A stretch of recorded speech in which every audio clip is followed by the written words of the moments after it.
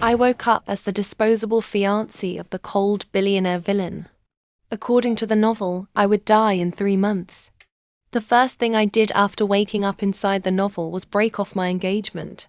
The second thing I did was check whether I still had all my limbs, because I had died once already.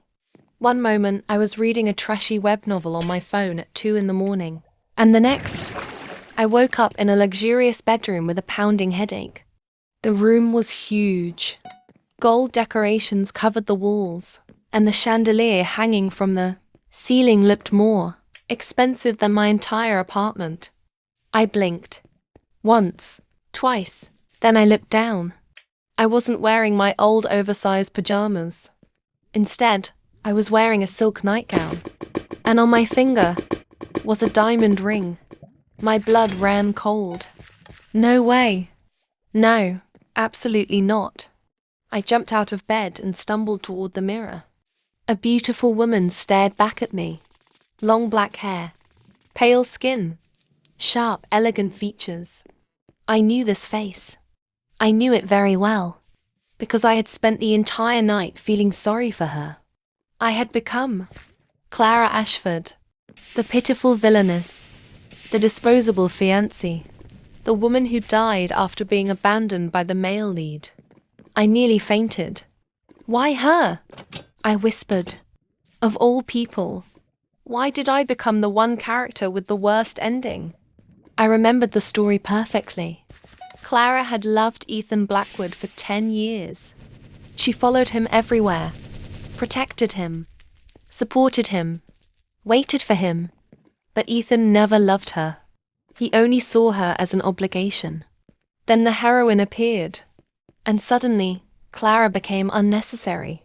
She was abandoned, humiliated, and 3 months later, she died. Her body was found floating in the mansion's swimming pool. The police called it an accident. The readers called it a tragedy. I called it ridiculous, because now that I was Clara, I didn't intend to die. A knock came from the door. Miss Ashford, Mr. Blackwood is waiting for you downstairs.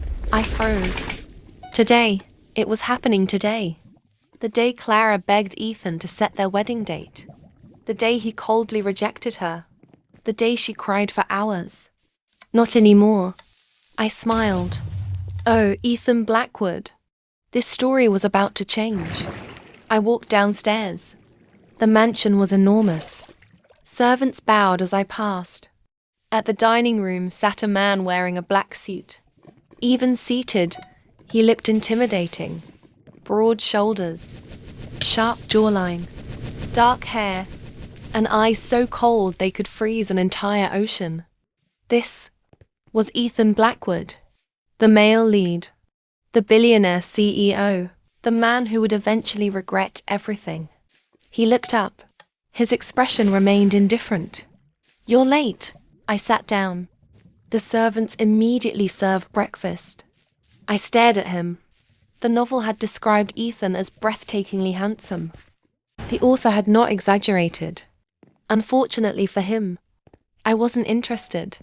What is it? He asked. I smiled. I want to break off our engagement. Silence. The servants froze. A spoon dropped onto the floor. Ethan blinked. Once, then twice. I almost laughed. Apparently, even the great Ethan Blackwood could be surprised. What did you say? I said I want to end our engagement. His expression darkened. Another one of your games? No, I calmly drank my tea. I'm serious. He stared at me.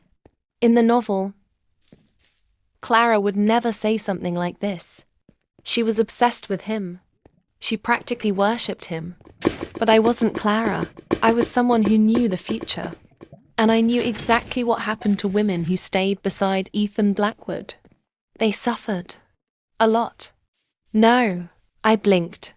No? The engagement stays. I almost choked. Excuse me? This wasn't in the novel. You don't get to decide that. I do. I frowned. This man was unbelievable. I don't want to marry you. He looked at me quietly. Then he asked, Did someone say something to you? What? No. Did you meet another man? No. Then why? I put down my teacup. Because I die in 3 months. Because your future wife hates me. Because this entire family becomes my funeral audience. But I couldn't say that. So I simply smiled. I'm tired. His eyebrows furrowed. Tired? Of loving someone who doesn't love me. The room became silent. Even the servants stopped breathing. For some reason, Ethan looked startled. I stood up. Thank you for everything, Mr. Blackwood. I removed the engagement ring, then placed it on the table. I'm leaving. I turned around, but his voice stopped me. You'll regret this. I smiled without looking back. No. I opened the door. The one who regrets everything won't be me. And then, I left, completely unaware that behind me, Ethan Blackwood was staring at the ring with an expression he had never worn before. Confusion. Outside the mansion, I took a deep breath. Freedom. I was finally free. Or so I thought. A luxurious black car suddenly stopped in front of me. The window rolled down. An elegant woman sat inside. She looked at me with cold eyes. I recognized her immediately. Margaret Blackwood. Ethan's mother. The woman who hated Clara. She smiled. Get in. I raised an eyebrow. Interesting. In the novel, this was the day she offered Clara $10 million to leave her son. I climbed into the car. Might as well. Margaret crossed her legs. I heard what happened. I smiled. News travels fast. She studied me carefully. Then she pulled out a check. I nearly laughed. Just as I remembered. Break up with my son, she said. I looked at the check. $10 million. Honestly, that was a lot of money. I looked up. Can you make it 20 million? Silence. Margaret blinked. I smiled politely. I think your son is worth at least 20. For the first time in years. The elegant Mrs. Blackwood looked utterly speechless. And somehow, I had a feeling my peaceful life was about to become much, much more complicated. Mrs. Blackwood stared at me as though I had suddenly grown a second head. You want 20 million? I smiled. Well, your son is the CEO of Blackwood Group. 10 million feels a little cheap. Silence. The driver nearly choked. Mrs. Blackwood slowly put the check down. Then, to my surprise, she laughed. It wasn't a loud laugh. Just a small one. I must admit, this is the first time you've ever surprised me. I blinked. Apparently, the original Clara had a very different personality. You really want to leave Ethan? I do. No tricks? No tricks. She studied my face for a long time. Finally, she sighed. I've spent years trying to separate the two of you. I nodded. I knew. In the novel, she believed Clara wasn't worthy of her son. But now that you're finally willing to leave, she continued, I suddenly feel strange. I almost laughed. People really were funny. They wanted something until they got it. Then they didn't know what to do with it. Mrs. Blackwood took out another check. This time, it was for 20 million. She handed it to me. I accepted it immediately. No hesitation. No shame. The woman raised an eyebrow. You accepted it rather quickly, of course. She looked amused. I thought you loved my son. I carefully folded the check and placed it inside my purse. I love money now. The driver almost drove into a tree. Mrs. Blackwood stared at me for several seconds. Then she laughed again. A real laugh this time. You really have changed. I smiled. Only because I wasn't the same Clara. Well, she said, I wish you luck. Thank you. I opened the door. Then she suddenly spoke again. One piece of advice. I turned. If you truly plan to leave Ethan, don't look back. I smiled. I don't intend to. Unfortunately, the universe apparently had other plans. I had just stepped onto the sidewalk when another car pulled up. A black Rolls-Royce. I already knew who it was. The back door opened. A pair of long legs stepped out. Then, Ethan Blackwood himself appeared. The air suddenly felt colder. Mrs. Blackwood looked surprised. "What are you doing here?" Ethan ignored her. His eyes were fixed on me.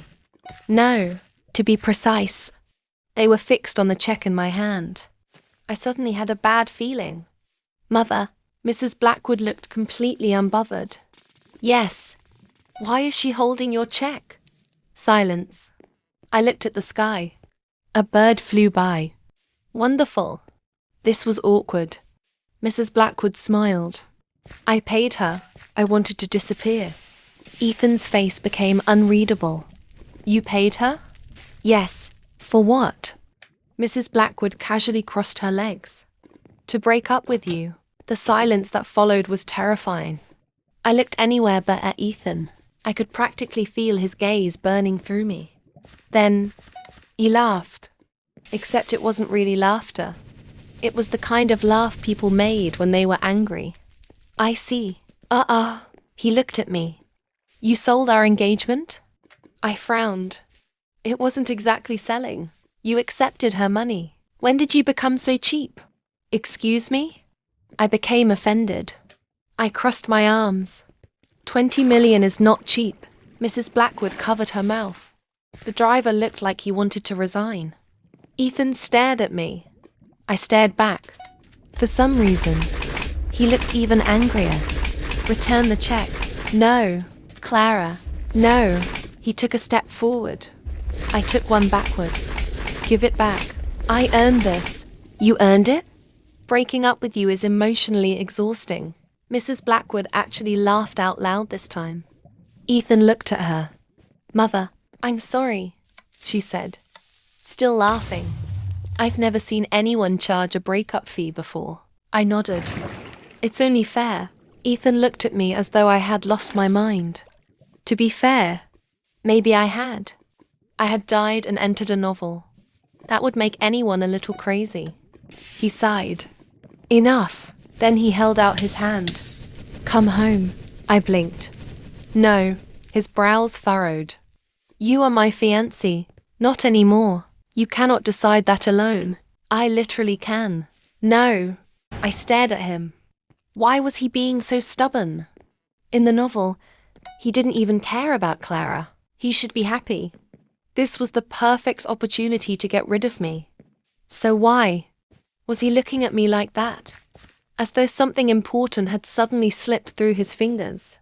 "You said you didn't love me," I reminded him. "I never said that." I froze. "Wait, what?" That wasn't right. In the novel, he definitely didn't love her. I narrowed my eyes. "You also never said you did." For the first time, Ethan had no answer. Interesting. Very interesting. I took a deep breath. Then I smiled. "Mr. Blackwood." He looked at me. I'd decided to live a different life. A strange expression appeared in his eyes.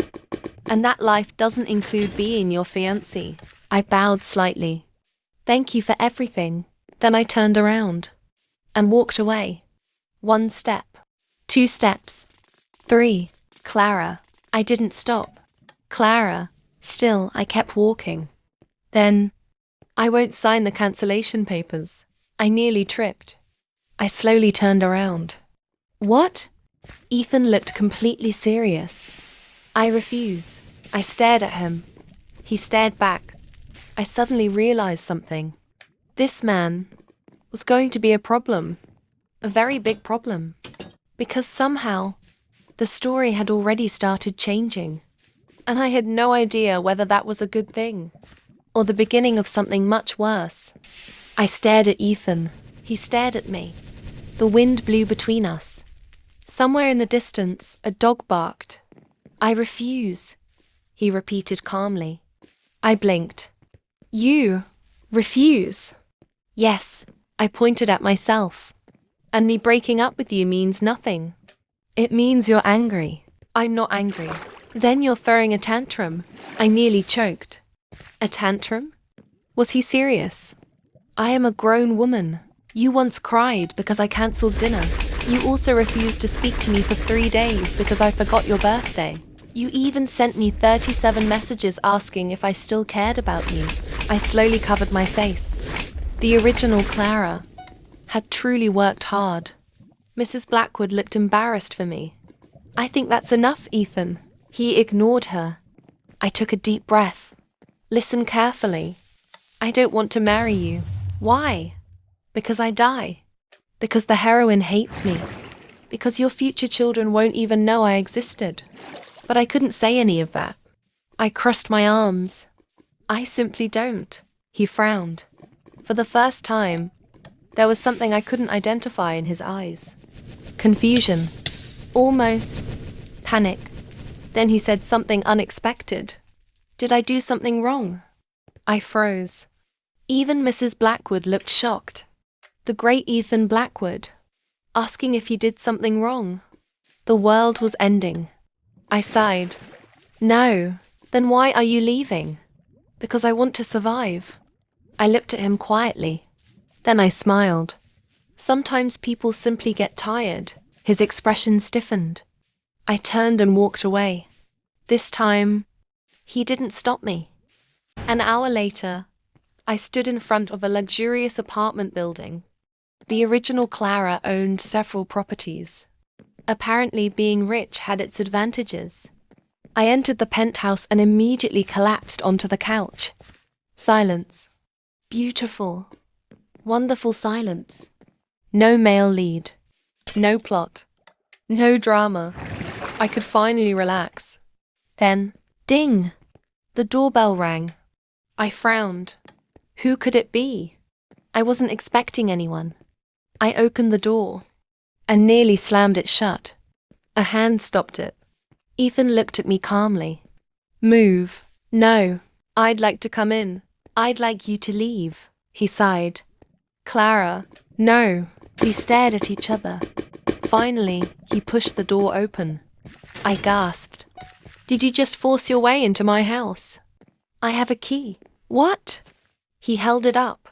I almost fainted. The original Clara really had no sense of boundaries. I snatched the key from him. Thank you. I'll be taking this. Then I closed the door. Right in his face. Silence. I smiled proudly. Then, knock. Knock. Open the door. No. Clara. No. Open the door. I suddenly don't live here anymore. There was a long pause. Then, I can hear you breathing. I sighed. Fine. I opened the door. Ethan stepped inside as though he owned the place. He looked around. Then he sat on my couch. Excuse me? Why are you sitting down? We need to talk. We don't. We do. I sat across from him. Fine. Talk. He looked at me carefully. You've changed. I smiled. People change. Overnight? Okay, that was suspicious. I quickly changed the subject. Would you like tea? No. Coffee? No. Then why are you here? He became silent. For a long time. Then he finally spoke. When did you stop loving me? I froze. That was not the question I expected. I looked at him. His expression remained calm, but his eyes were fixed on me. Waiting. I didn't know how to answer. The original Clara loved him. I didn't, but I couldn't exactly say. Actually, I woke up in her body this morning. So I simply smiled. A while ago, his expression darkened. A while ago. About this morning, he looked offended. I almost laughed. Then he suddenly stood. I immediately became alert. Why was he standing? What was he doing? He walked toward me. One step, then another, until he was standing right in front of me. I looked up. He looked down. He was ridiculously tall. Mr. Blackwood? You're avoiding me. No, I'm sitting right here. He ignored me. You've called me Ethan since we were children. I blinked. And now it's suddenly Mr. Blackwood. Oh, I hadn't realized that. He looked strangely unhappy. I cleared my throat. Old habits change. He was quiet. Then, look at me. I frowned. I am looking at you. No. His voice became softer. Really look at me. I slowly blinked. What was happening? This wasn't in the novel. The Ethan Blackwood in the story barely noticed Clara. So why? Was he acting like this? I suddenly remembered something. A terrible possibility. I slowly looked at him. No, no way. Please don't tell me. Did I hurt you? He asked quietly. I almost screamed. The story was definitely changing. Because the original Ethan would never ask that. Ever. I stood up immediately. I just remembered I have something to do. He grabbed my wrist. I froze. The room suddenly became very quiet. His hand was warm. I looked at it, then at him. His expression softened. Stay, let's talk. I pulled my hand away. No. Why? Because every chapter of this novel is becoming more dangerous. Because if the plot changes too much, I won't know the future anymore. And that terrified me. I took a deep breath. Then I smiled. I think we're better off apart. For the first time since he arrived, I saw something crack in his expression. Just for a second. Then it disappeared. He nodded once. I see. He walked toward the door. I finally relaxed. Good. He was leaving. Then he stopped. Without turning around, he said, Clara, yes? If I say I don't want to break up. I blinked. Then? He looked at me over his shoulder. What will you do? I opened my mouth, then closed it. Because honestly, I had absolutely no idea. And for the first time since waking up inside this novel, I realized something terrifying. I might know the original story, but this was no longer the original story. I looked at Ethan, who was still standing by the door. What will you do? He repeated. I opened my mouth, then closed it, because I genuinely didn't know. According to the novel, this man should be relieved I wanted to leave him. Instead, he looked like I had just informed him the world was ending. No words came out. He took a step toward me. Clara. I immediately took a step back. Don't come closer. He stopped. Why are you afraid of me? Because you're not following the script. I am not. You are. He looked at me quietly, as if I'm suddenly a stranger. I almost laughed. Well, technically he was. I only knew the Ethan Blackwood from a novel. I didn't know this Ethan, the one who kept showing emotions he wasn't supposed to have. The one who kept looking at me with concern. The one who looked hurt. I shook my head. This is all too sudden. His expression softened. I can give you time. I blinked. You can? Yes, that wasn't in the novel either. I suddenly had a terrible feeling. What if the original story had been wrong from the beginning? No, impossible. I had read every chapter. Twice. I knew exactly what happened. Then why? Did it feel like I didn't know anything anymore? I'll leave for today, Ethan said softly. I looked up. But this conversation isn't over. I sighed. I know. He walked toward the door, then suddenly stopped. Without looking back, he asked, Do you hate me? I froze. Hate him? No. I was afraid of the future. I was afraid of dying. I was afraid of becoming the tragic villainess. But hate him? No, I answered honestly. He seemed to relax. Good. Then he finally left. The apartment became quiet. Too quiet. I collapsed onto the couch. My head hurt. Everything was changing. And I didn't know what would happen next. Then, ding!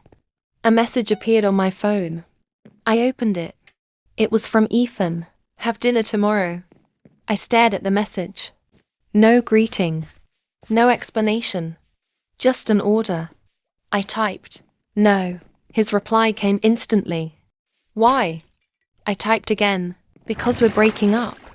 3 dots appeared. Then, we haven't broken up yet.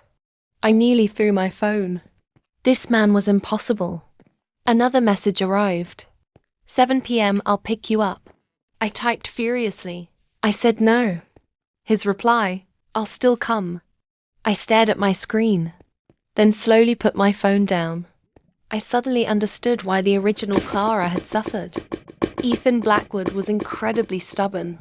The next morning, I decided to ignore him. I would have breakfast, watch television, enjoy my new life. No drama, no male lead, no plot. Perfect. I had just taken a bite of toast when the doorbell rang. I frowned. Please don't tell me. I opened the door.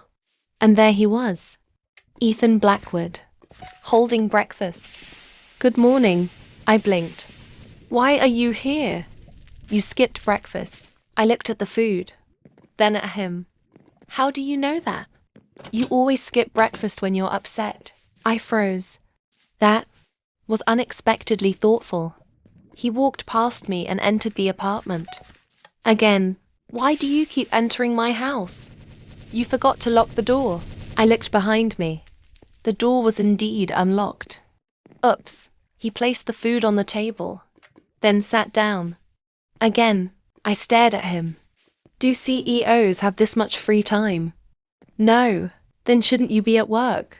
I took the morning off. I almost choked. The Ethan Blackwood from the novel would never do that. Never. He looked at me. Sit. Eat. Why did I suddenly feel like a child being scolded? I reluctantly sat down. The food smelled delicious. I looked at him suspiciously. Did you buy this? No. I nodded. That sounded more believable. I made it. I nearly dropped my fork. You what? I cooked. I stared at him in horror. The male lead could cook? Was there anything this man couldn't do? He looked confused by my expression. What? Nothing. I quickly took a bite and froze. It was delicious. I slowly looked at him. You're dangerous. What? If you're handsome, rich, and can cook, that's unfair. For the first time that morning, he smiled. A small smile, but a real one. And for some reason, my heart skipped a beat, which was bad, because falling for the male lead again was definitely not part of my survival plan. Unfortunately, my survival plan was already falling apart. I quickly looked away. You should go to work. Ethan didn't move. You just complimented me. I did not. You called me handsome. I was making an observation. A faint smile appeared on his face. I almost choked. Was he teasing me? This man really wasn't following the original story anymore. I stood up. Breakfast is over. Thank you. Goodbye. I tried to usher him toward the door. He didn't budge. Then he suddenly asked, Why are you trying so hard to leave me? I froze. There it was again. That question. I couldn't tell him the truth. I couldn't say, because I know I die in 3 months.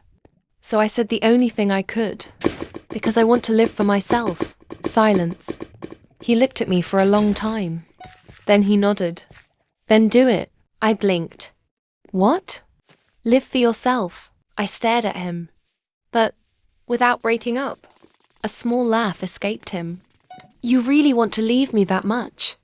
I opened my mouth, then closed it, because honestly, I didn't know anymore. The Ethan in front of me wasn't cold. He wasn't indifferent. He wasn't the man from the novel. He was someone who remembered that I skipped breakfast.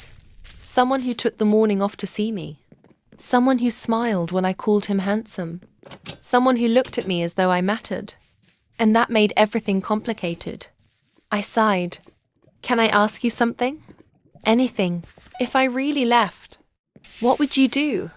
He didn't answer immediately. Instead, he looked directly into my eyes. Then he said quietly, I'd regret it. I stopped breathing. You would? He nodded. I think I already have. The room became silent. I suddenly remembered the last line he had said when I broke off our engagement. You'll regret this. Back then, I thought he was talking about me. I was wrong. He had been talking about himself. I looked down. Then I laughed softly. The novel had gotten it wrong. Completely wrong. The male lead had never hated the villainess. He had simply been too late. And I had been too afraid to stay. I looked up again. Ethan. Yes. I smiled. I don't know what happens next. He looked confused. Neither do I. I took a deep breath. The future I know doesn't exist anymore. He didn't understand my words, but he still listened. I stepped closer. Everything changed the moment I decided to leave. He was quiet. Then he gently asked, "Is that a bad thing?" I thought about it. About the novel. About the tragic ending. About the swimming pool. About the lonely death that was supposed to be waiting for me. Then I looked at the man in front of me, and I realized something. If the story had changed, then maybe my ending could change too. Maybe I didn't have to keep running. Maybe I could stop being afraid. I smiled. No. His expression softened. No. I repeated. I think it's a good thing. For a long moment, neither of us spoke. Then he held out his hand. I looked at it.